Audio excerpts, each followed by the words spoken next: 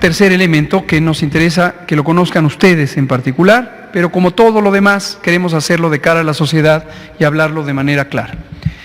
Aquí presentamos una situación de interés de salud relacionada con COVID para esta comunidad que venimos aquí todas las tardes a las 7 de la noche. Tuvimos un caso, una persona que tiene COVID. Esta persona trabaja en la Secretaría de Salud, trabaja específicamente en el área de comunicación social de la Secretaría de Salud, y esto lo que nos llevó es a estar en una situación de potenciales contactos a todos quienes estamos en este recinto, ustedes comunicadoras y comunicadores, también el propio equipo de comunicación social de la Secretaría de Salud. Hay una unidad especializada donde trabajan varias personas, hasta el momento hemos identificado 7 u 8, que trabajan íntimamente relacionados físicamente con este compañero nuestro, y este compañero vino aquí a la conferencia de prensa el lunes y posteriormente desarrolló síntomas. Los síntomas afortunadamente fueron moderados, nuestro compañero estuvo hospitalizado un par de días, afortunadamente no pasó a mayores y creemos que él ya está fuera de peligro, pero sí tuvo necesidad de ser hospitalizado. Y en la medida en que él estuvo en contacto con nosotras y nosotros en un periodo sintomático, que aunque fue relativamente corto, porque ya el martes no se presentó, ni el miércoles ni hasta el momento, sí nos interesa que todas y todos sepan cómo se está abordando el asunto. ¿Está la tablita? Entonces vamos a ver la tabla. La tabla lo que nos muestra es la primera estadística del estudio epidemiológico de caso y contactos. Y aquí lo explico, me voy a parar. El estudio epidemiológico de caso y contactos, o de casos y contactos, también para que todo el mundo sepa de lo que estamos hablando, es una técnica de la epidemiología aplicada que consiste en identificar a una persona que es sospechosa de una enfermedad de interés epidémico, en este caso COVID, y posteriormente identificar a todas las personas con quien esa persona pudo haber tenido relación de proximidad, la proximidad importante dado el mecanismo de transmisión, que es lo que expliqué al inicio de la conferencia. Y esta proximidad es importante clasificarla de acuerdo al momento de los síntomas.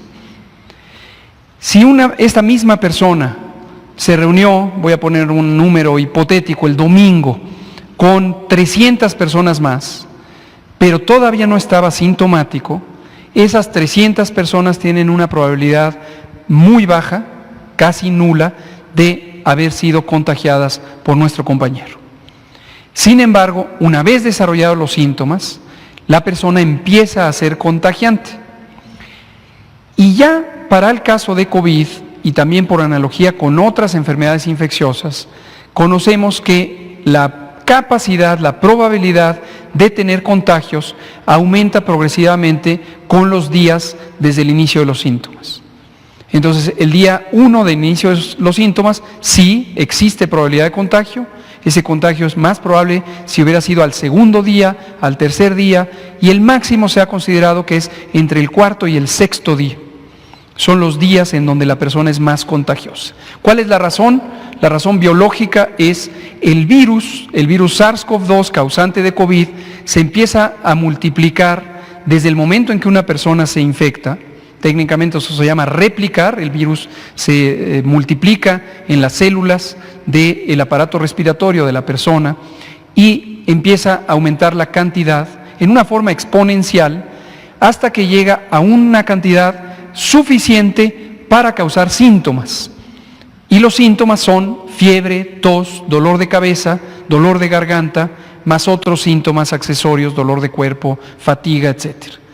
En la medida en que pasan los días, el virus se sigue multiplicando en la garganta, en la tráquea, posiblemente en los bronquios, en algunas personas incluso en el tejido pulmonar, y la cantidad de virus, la concentración de virus que hay por cada partícula, por cada mililitro o microlitro de saliva, de secreciones respiratorias, aumenta y aumenta y aumenta. En la medida en que la enfermedad empieza a controlarse por efecto del sistema inmune, esta concentración de virus empieza a disminuir y disminuir y disminuir. Y por eso ya después del día 14, desde el inicio de los síntomas, es improbable que una persona pudiera llegar a contagiar. Y esa es la razón técnica por la que hay un aislamiento de 14 días. Es importante que ustedes que están aquí, nosotros, todos los que estamos aquí, tengamos clara esta idea, porque es un elemento de interés individual y colectivo. No queremos que nadie termine con enfermedad. Este es el estudio epidemiológico de caso, se está coordinando, dirigiendo, ejecutando directamente desde la Dirección General de Epidemiología y nos estamos auxiliando desde luego también con las autoridades sanitarias de la Ciudad de México, por estar nosotros aquí en la Ciudad de México. Este es el resumen. Se identificaron 28 personas que asistieron al evento el lunes de la comunidad que asiste. Ese es el universo de trabajo, es el universo del estudio epidemiológico de caso y contactos.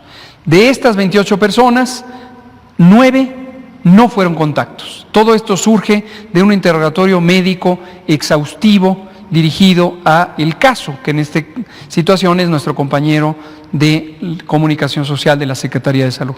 Él hizo una narrativa exhaustiva dirigida por un médico epidemiólogo que le fue ayudando a recordar cuándo llegó, cómo llegó, a quién saludó, a quién no saludó, cuál fue su papel aquí, si se movilizó por el salón o no, y entonces fue identificando quién pudo haber sido, quién pudo haber sido, quién pudo haber sido. Y se identifican en este momento estos 9 contactos, que es la tercera parte del universo de trabajo. De contactos directos, además, hay 11 contactos directos. Esto incluye no solo aquí, ¿verdad? También los familiares. Es solo aquí. Esta es la suma de lo que ocurrió aquí. Desde luego también su familia directa y sus otros posibles amigos y conocidos se consideran contactos. Nuestros demás compañeros de comunicación social de la Secretaría de Salud también están en un estudio de contactos. Se consideran casos no sospechosos, es decir, hasta el momento, este es el corte del día de hoy, aquí no está la fecha, pero es hoy, 25 de abril, 10 personas están asintomáticas. Y parece que hay la presunción de que una persona pudo haber desarrollado síntomas, que representa el 9%. Tenemos pendiente aún contactar a 8 posibles contactos y tenemos mecanismos más directos porque está la lista, pero si alguien que sabe que estuvo aquí el lunes, escucha esta información, ayúdenos a hacer este estudio de contactos por su propio bien, por el bien de sus compañeros y de sus familiares y facilite la realización del estudio de contactos. Termino diciendo lo que debe ocurrir en términos de la protección sanitaria de ustedes, de nosotros, es el estudio de contactos, ahora es la entrevista que se le hace individualmente a cada una de las personas que están consideradas como contactos, tengan o no síntomas. La persona que aparentemente tiene síntomas es de mayor interés en este momento porque obviamente además hay que tener un abordaje de un caso sospechoso. Y una vez estudiados a todas las personas, y esto tiene que ocurrir muy rápidamente, pero desde ahorita, aún antes de esa entrevista, sepan, ya se les ha ido informando a cada una de ellas que deben estar en aislamiento. Entonces, 14 días deben estar en aislamiento. El periodo de incubación de COVID es de 7 días. Entonces, contados desde el lunes pasado, este próximo lunes, si alguien no ha desarrollado síntomas, empieza a tener muy poca posibilidad o probabilidad de tener COVID. Desde luego, se sigue la vigilancia, se sigue la observación hasta los 14 días. Eso es lo que queríamos compartir con ustedes de manera directa, como lo hicimos ayer por la noche, pero también para que todo el mundo sepa cómo se manejan estas cosas en cualquier comunidad. Esta es una comunidad profesional, de profesionales de la comunicación, junto con personas del gobierno, pero esta misma escena, esta misma situación, este reto se puede estar presentando en cualquier momento en una empresa, en una iglesia, en una junta de vecinos, en un condominio, en una asamblea comunitaria, en cualquier espacio donde se presente esta situación. Esto ilustra lo importante que es la contención. Esto es un trabajo de contención en términos de salud pública y el mecanismo de estudio de caso y contactos como el elemento de vigilancia epidemiológica de la contención. El doctor Gatell, como quizá el doctor Alomía, si vino el lunes, ¿se hagan una prueba diagnóstica de COVID-19 por este caso que nos presentan o si algunos? Qué bueno que menciona lo de la prueba. Y más allá de nosotros, que en este caso, de acuerdo al estudio de contactos, no somos contactos. Es decir, aunque estuvimos aquí, no somos contactos. ¿Por qué razón? Porque el contacto se define, como hemos dicho, en términos de la proximidad y la duración. Esa proximidad y duración, por eso expliqué al inicio de la sesión los 3 mecanismos de transmisión. Es decir, una persona que estuvo ahí, por ejemplo, el compañero camarógrafo, si yo estuviera enfermo y él está ahí, él no es contacto mío, o viceversa, ¿no? Entonces, en este caso, nosotros no lo somos. Pero, más allá de eso, quiero aprovechar su pregunta, que me parece muy importante, para explicar el tema de pruebas. Una reacción natural, esperable, es, si soy contacto, quiero hacerme la prueba para saber si tengo o no la enfermedad. Es legítima la inquietud, pero en términos médicos, en términos científicos, no corresponde con la utilidad de la prueba. Porque la prueba va a salir negativa mientras no haya síntomas.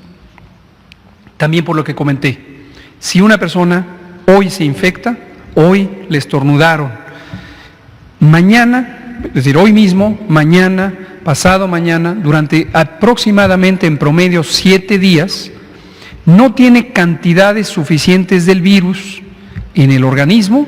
El virus eventualmente circula por la sangre, pero no tiene tampoco en el aparato respiratorio. La muestra biológica necesaria para hacer la prueba se toma de los líquidos respiratorios. De hecho, se toma con un hisopo por la nariz y el hisopo llega hasta la faringe, hasta la garganta. Entonces, si yo le hago la prueba a una persona, por ejemplo, tomando este caso, el compañero nuestro el lunes tenía síntomas. El contacto de sospecha pudo haber ocurrido el lunes. Si a cualquier persona, con mayor razón quienes no fueron contactos, pero a cualquier persona de los contactos, yo le hago la prueba el martes, o el miércoles, o el jueves, o el viernes, y la persona sigue asintomática, es decir, no hay síntomas, lo más probable es que la prueba va a salir negativa. Si yo tomo ese resultado como un asunto de confianza, que digo, no te preocupes, no tienes la enfermedad, estaría cometiendo un error en términos médicos porque le estoy dando una información que no corresponde con la manera en que debe interpretarse la prueba. Entonces, por eso la vigilancia de los contactos no se hace con base en pruebas de laboratorio, se hace con base en una vigilancia dirigida de los síntomas, y eso sí, si la persona desarrolla síntomas, en cuanto desarrolla síntomas, se le hace la prueba.